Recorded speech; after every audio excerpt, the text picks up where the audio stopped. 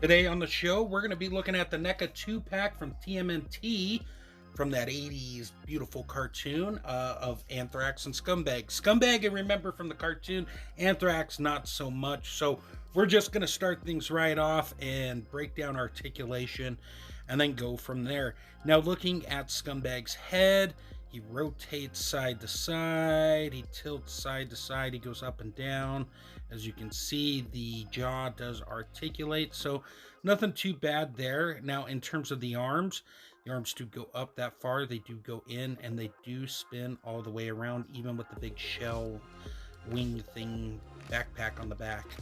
In terms of the arms, we do have a bicep cut, we do have a double bend at the elbow, as you can see, and then we have rotation and hinges at the hands, so not bad. In terms of the upper body, he does have a double ball peg at the top, so you get some side to side, crunches a little bit down, crunches a little bit back, and then of course rotates. And then his lower waist is just a rotation. At least that's what it looks like to me. So not bad. And then in terms of the legs, they do go out that far, they do go in. He can kick forward that high, he can go ahead and go back a little, and then we got that new thigh cut thing that they've been doing lately, or thigh swivel, I should say. And then we have a double bend at the knee, and then we have a hinge that goes up and down, and then we got some ankle pivoting right there at the bug toes. Now, in terms of Anthrax, we got rotation and pivoting at the head. His antennas and whiskers also rotate and move around. He can turn side to side, as you can see. He can look up, let me show that, and then he can look, not really look down, but he can definitely look up, so definitely cool on that part. In terms of the arms, I'm not going over every arm. They all work the same pretty much, up and down, in and out, spin around. And then in terms of the bicep cut, you have that right there. Looks like a double bend at the elbow. As you can see, the elbow pad's a floating piece. Rotation and hinge action at the hand, and this is going to apply to all four of those there, just so you know. In terms of upper body articulation, it looks like a double ball peg at the top yet again. It goes in and out, or down and back that much, rotates side to side, and at the waist, it's just a rotation.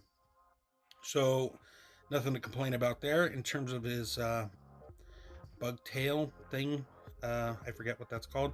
It does go up and down, goes side to side, and spins around. In terms of the legs, they do the splits. He kicks forward, he goes back, thigh rotation over there, double bend at the knee, so nothing to complain about. Hinges down and up and has the pivoting.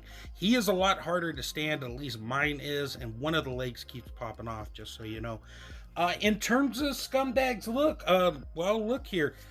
He definitely looks how I remember him.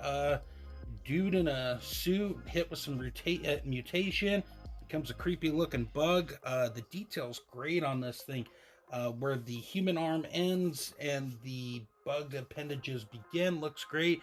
And even with the human arm, you know, you have some nice detail as well. It's got a very animated look because this is an animated line.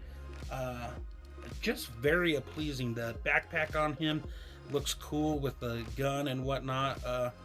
He definitely is eye-catching, and that's something I do appreciate. I like all the different colors that he has going on.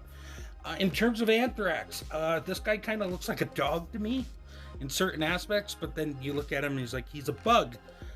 He's got the hood over his face. He looks like an executioner.